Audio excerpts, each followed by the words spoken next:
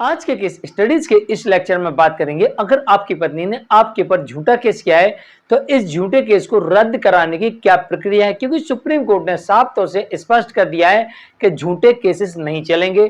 तो हमें झूठे केस को रद्द कराने का रास्ता पता होना चाहिए और हम अपने झूठे केस को तत्काल प्रभाव से रद्द करवाने का प्रयास करेंगे और सुप्रीम कोर्ट के इन जजमेंटों का प्रयोग करके ऐसे झूठे केसेस को यहीं पर खत्म करवाएंगे। दूसरी ये भी बात करेंगे कि जो केसेस देरी से आते हैं तो देरी से किए गए केसेस भी नहीं चलेंगे, ये बात भी सुप्रीम कोर्ट ने स्पष्ट कर दी। तो कानून में क्या प्रावधान है और आप किस प्रक्रिया का प्रयोग करेंगे जिसके अंतर्गत देरी से आने वाले केसेस को आप यहीं पर तत्काल प्रभाव से खारिज करवा सकते हैं, रद्द करवा सकते हैं, खत्म करवा सकते हैं। तो जय जिनेन्द्र, मैं मुकेश जैन। अगर आप मुझसे बात करना चाहते हैं तो आप सीधे अपॉइंटमेंट लेकर फोन पर बात कर सकते हैं। अपॉइंटमेंट के लिए या इस तरह जजमेंट्स के पैकेज के लिए जिसमें आपको 150 से अधिक जजमेंट्स मिलेंगे या अन्य किसी जानकारी के लिए दिए गए नंबर पर आप हमें एक छोटा सा मैसेज लिखिए, इसके बाद हम आपसे संपर्क करेंगे। वीडियो को लाइक और शेयर कर दीजिए। चलिए शुरुआत करते हैं।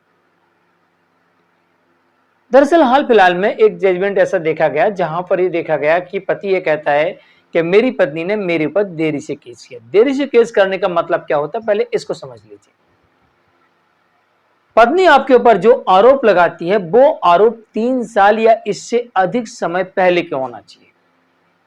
3 साल या इससे अधिक समय पहले के आरोप होना चाहिए। अगर वो आरोप लगा के आपके ऊपर केस करती है तो आप यहां पर लिमिटेशन का प्रयोग करके यहीं पर ट्रायल कोर्ट में जहां आपका केस है वहीं पर आपको लिमिटेशन की एप्लीकेशन लगा के और डिसमिस करवाना है। अब दूसरी बात, इसी में आपकी पत्नी आपसे अलग रह रही, अब ये 3 साल या इससे अधिक समय से अलग रह रही, फिर भी उसने आपके ऊपर दहेज उत्पीड़न का केस लगा दिया, तब आप यहां पर लिमिटेशन की एप्लीकेशन लगा के और इस केस को यहीं से रद्द करवा सकते हैं। जिस कोर्ट में आपका केस चल रहा है वही आपका ट्रायल कोर्ट होता है, जिसमें आपका ट्रायल चल रहा है, केस चल रहा है, आपको उसी कोर्ट में उन्हीं मजिस्ट्रेट साहब को आपको एप्लीकेशन देनी है लिमिटेशन के अंतर्गत। जो पहले जो 498 वाले केस हैं, पुराने वाले केस हैं, उनमें सीआरपीसी की धारा 468 का प्रयोग होगा और जो नए वाले केसेस हैं उनमें आप बीएनएस की धारा देख लीजिए, ये नंबर चेंज हो गया, बस परिभाषा यही रहेगी, नियम यही रहेगा। ठीक, इस केस में कुछ ये देखा गया था कि पति का कहना यह था कि देरी से मेरे ऊपर केस किया गया तो केस नहीं चल सकता। तो सुप्रीम कोर्ट ने यहां पर यह बात कही कि कोई विशेष परिस्थितियां ना हो, जैसे कि कोविड काल आ गया था तो कोविड काल में जो 2 साल का एक्स्ट्रा टाइम निकल गया था उसे कोर्ट ने काउंट नहीं किया। कोर्ट ने कहा अगर एक कोविड काल नहीं आया होता तो आपकी बात सही थी और हम लिमिटेशन के आधार पर इस केस को रद्द कर देते। तो कोई विशेष परिस्थितियां लिमिटेशन में नहीं आना चाहिए। अगर कोई विशेष परिस्थिति आती है तो फिर लिमिटेशन काम नहीं करेगी, इस बात से यह साबित हो गया। और कोई विशेष परिस्थिति नहीं है तो लिमिटेशन के आधार पर 3 साल या उससे अधिक समय पहले के लगाए गए आरोप के आधार पर केस ट्रायल कोर्ट से ही डिसमिस हो जाएगा। अब बात कर लेते हैं झूठे केसेस की। सुप्रीम कोर्ट ने यहां पर साफ तौर से स्पष्ट कर दिया है कि कुछ मामले ऐसे होते हैं जिनमें दिन प्रतिदिन की कहासुनी होती है, दिन प्रतिदिन की महमतूतू होती है, दिन प्रतिदिन के झगड़े होते हैं, तो इनके आधार पर केस नहीं चल सकता। इसे झूठा भी नहीं कहेंगे, सबूत भी है, भाई दिन प्रतिदिन की लड़ाई हो रही है उसके सबूत भी है, लेकिन इसके आधार पर केस नहीं चलेगा। दूसरी तरफ कोर्ट ये भी कह रही है कि एक बात को बार बार अगर दोहराया जाता है, सेम घटना रोज दोहराई जाती है, मतलब आप अपनी पत्नी को दिन प्रतिदिन रोज गालियां देते हैं, रोज गालियां देते हैं और आप कहते हैं ना ये तो छोटी मोटी बात है, हमारे तो गाली चलती है। तो अगर रोज गालियां देते हैं तो आपके ऊपर केस चलेगा, यानी उस घटना को आप डेली दोहरा रहे हैं तो आपका केस चलेगा।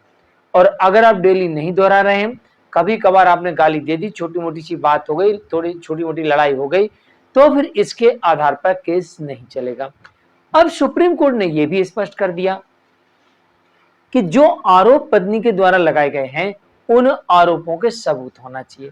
अगर वाइफ के पास में उन आरोपों के सबूत नहीं है और वो आरोप गंभीर हैं तो ये माना जाएगा कि पत्नी झूठे आरोप लगा रही है।